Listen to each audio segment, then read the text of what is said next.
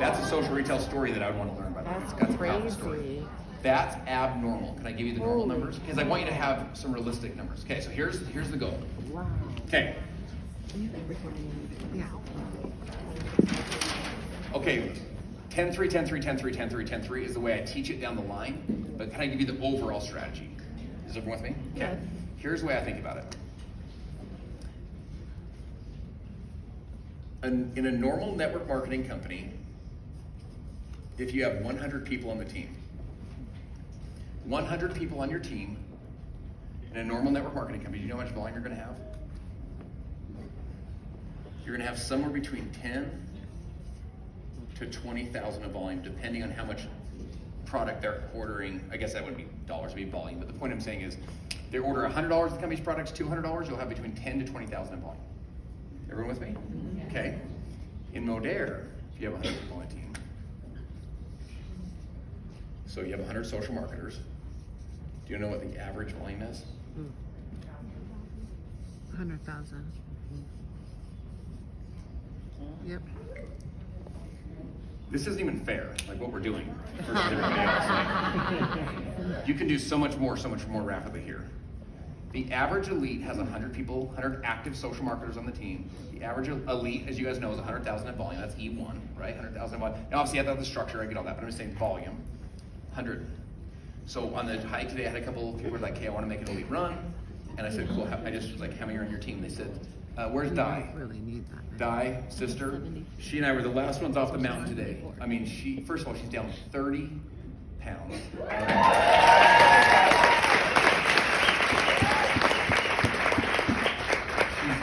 She was literally crying on the way up. Not only crying because like the emotional, like the physical toll, but the emotional breakthrough she was having as she went. Like she just kept going.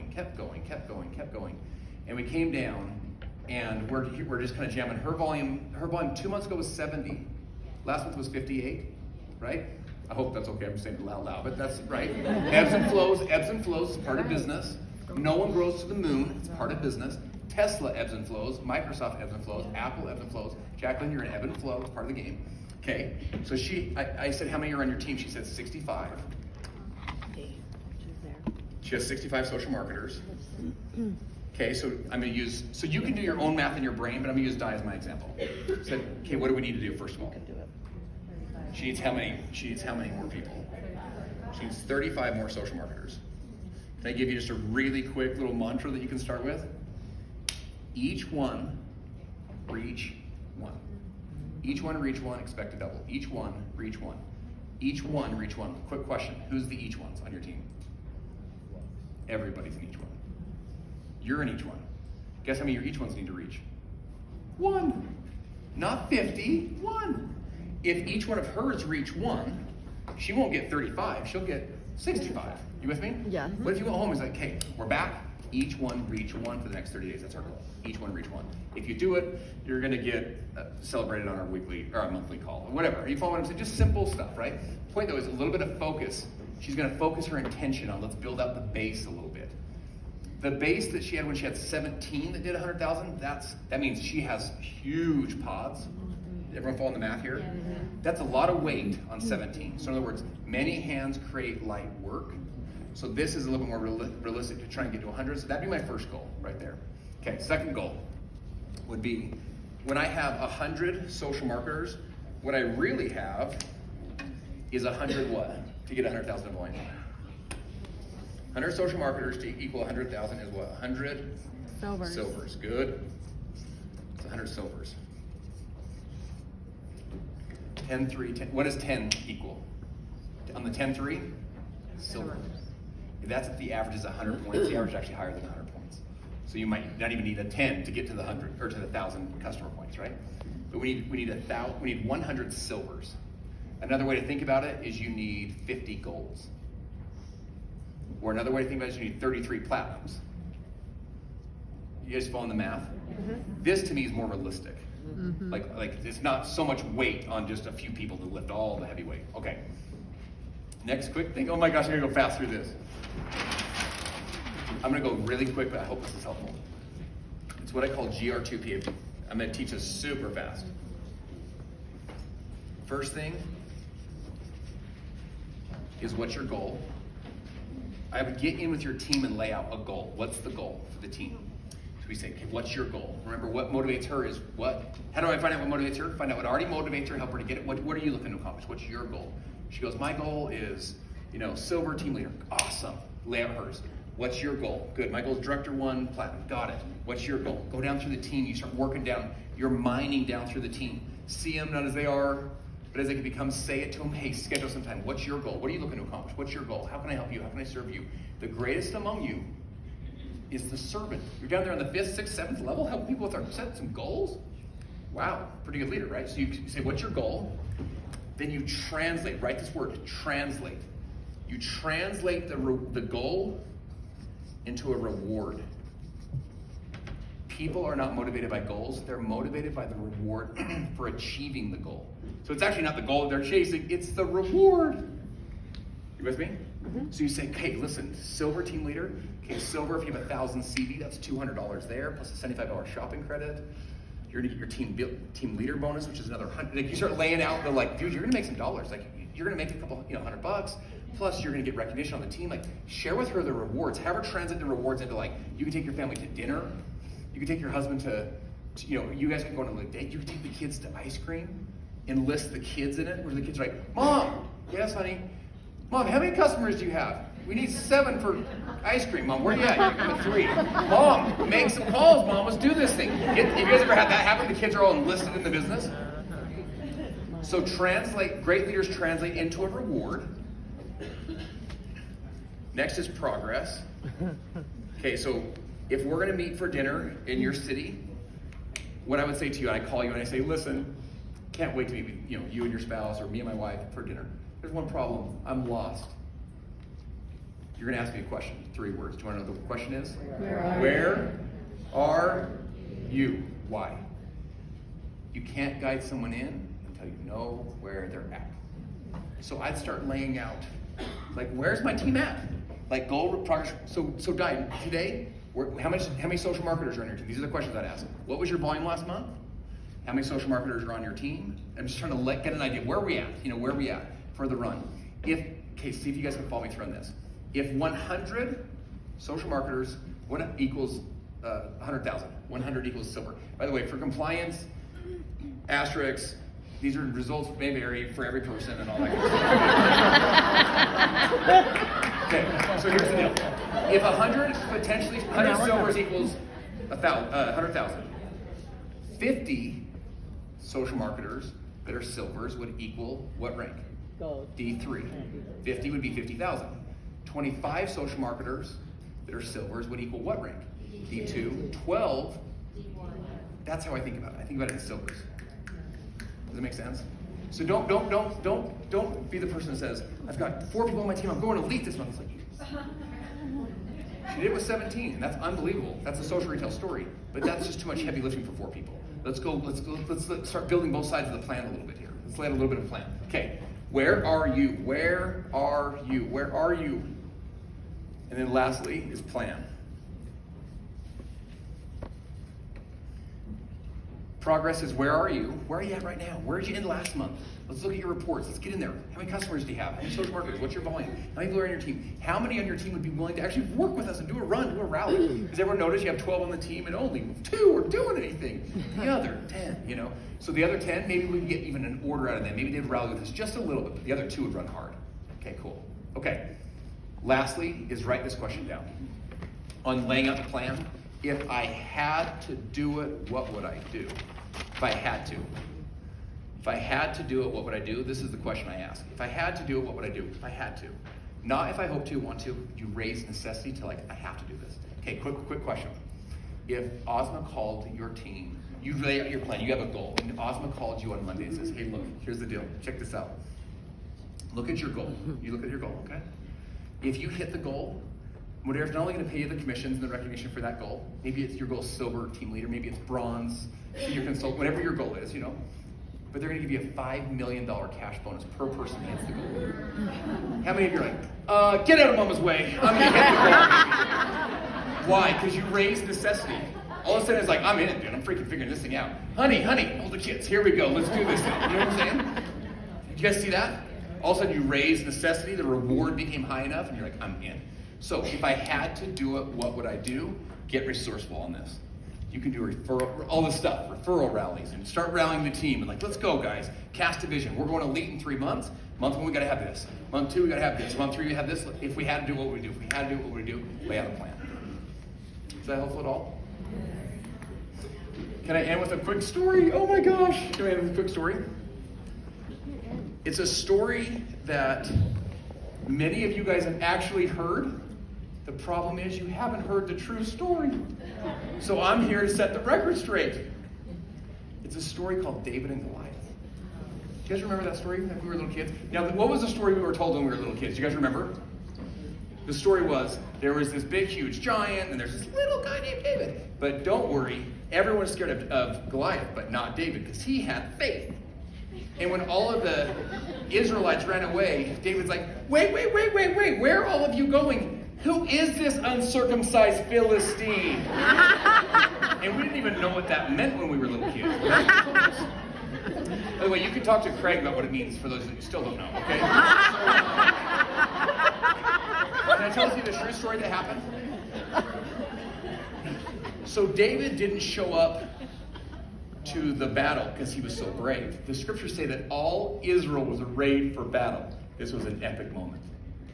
Look around this room. It's about 300 of us. There was 250,000 Philistine soldiers up and down the dry creek bed, up and down the mountainside like this. 250,000 Israelis. Swords were out of their sheaths.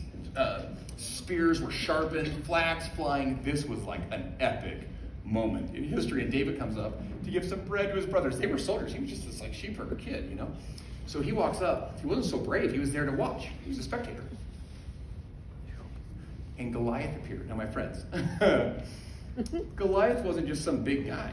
He was the champion of the Philistines. This was a bad dude. In fact, they had been grooming him since he was a little boy. He was a champion. In the 3rd grade, Mrs. Barton called the principal down to the office. She's like, check out the boy on the 3rd row. Have you ever seen anything like it in your life? The principal's like, does Coach Jones know about this kid? Coach knows all about him. They saw this guy coming. So Goliath read a speech. And when he read the speech, guess what the scriptures say? 3 words. Really important words, by the way. You need to know this. All Israel fled. Why does that matter? Because David ran too. Everybody's like, yo, I'm out. Like, I'll throw my sword down. By the way, how many ways is there to die? It's just like you're done. Like, there's like, I'm out. I don't want to mess with this guy. I'm done. Because there was a great plan. The plan was, the Philistines said, look, instead of shedding all these boys' blood, how about you pick one from your side?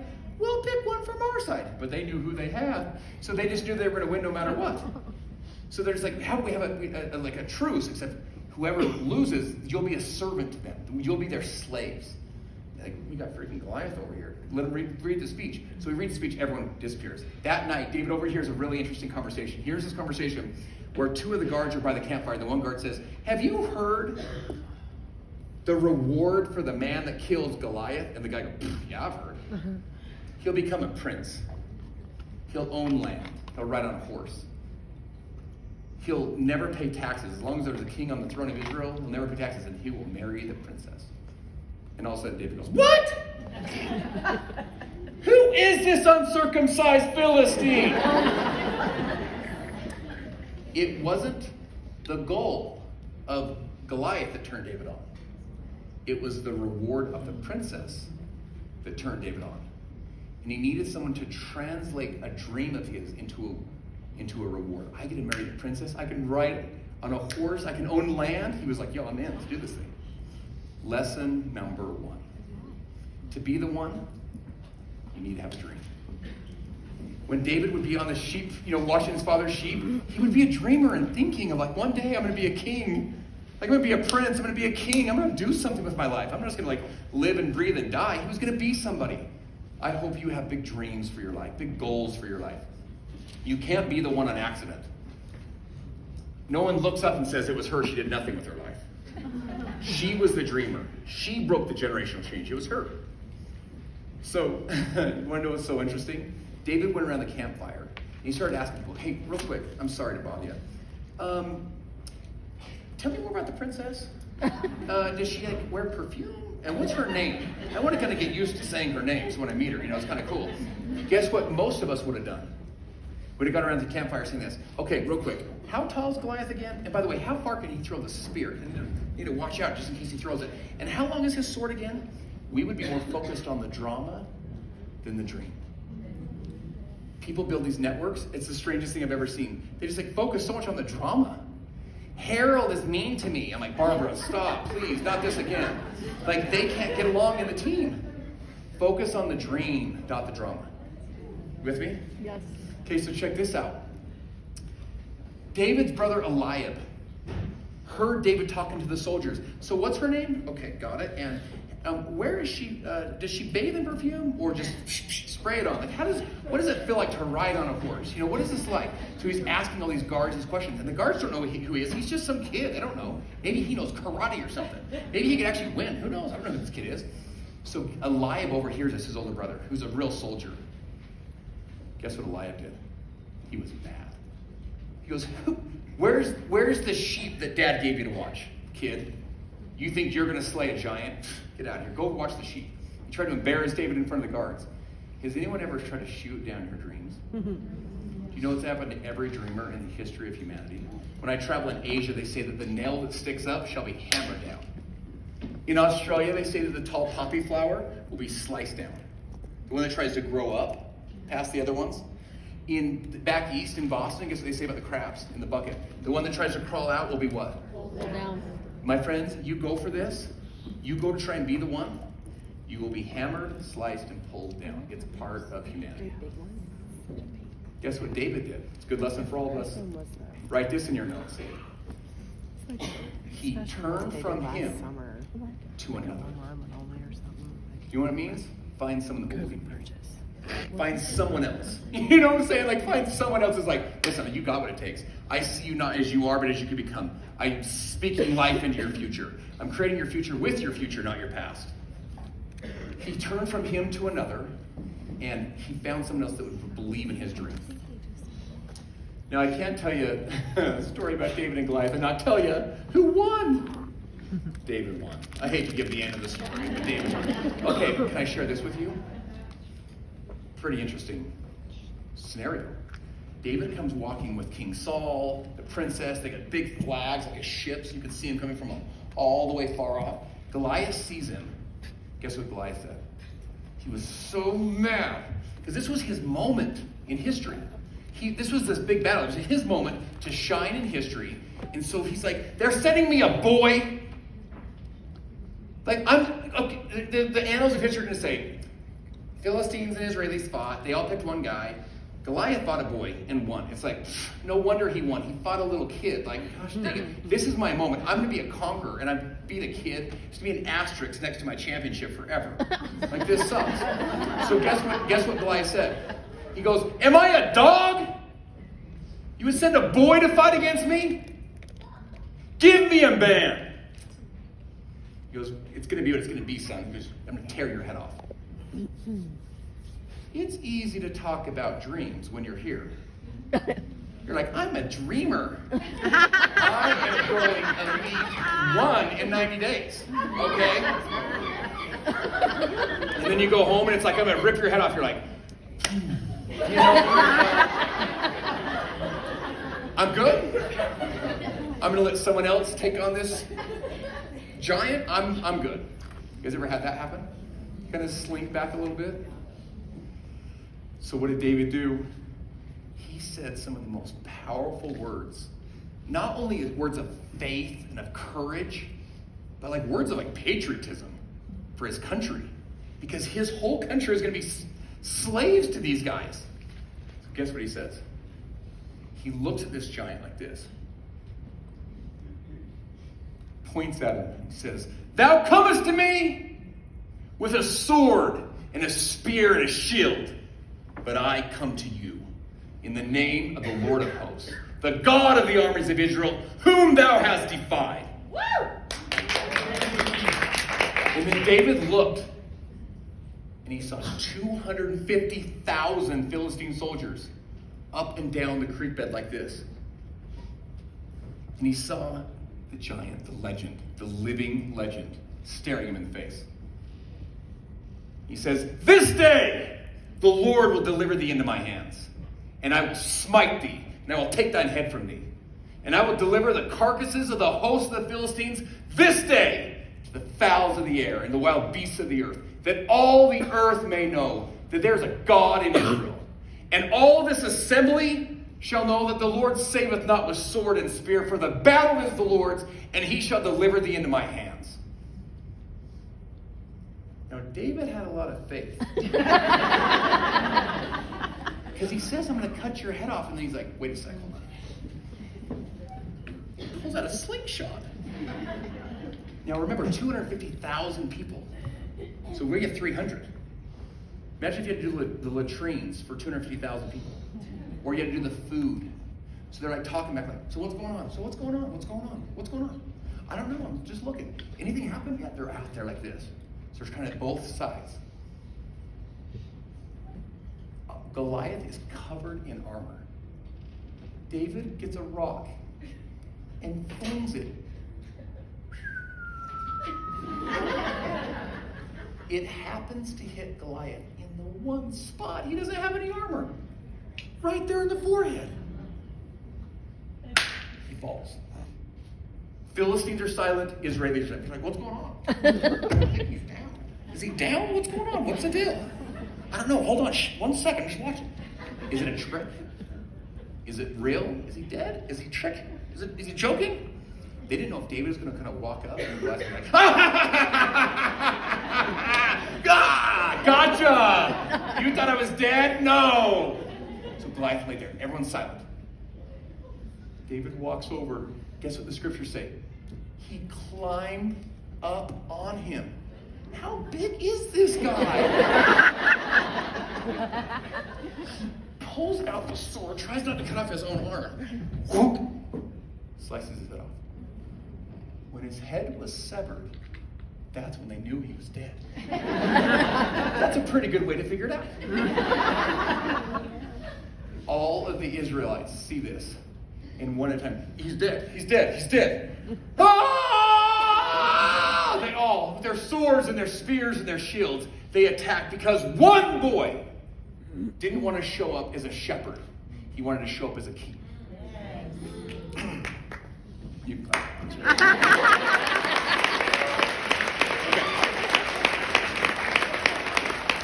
To be the one, it's not become the one.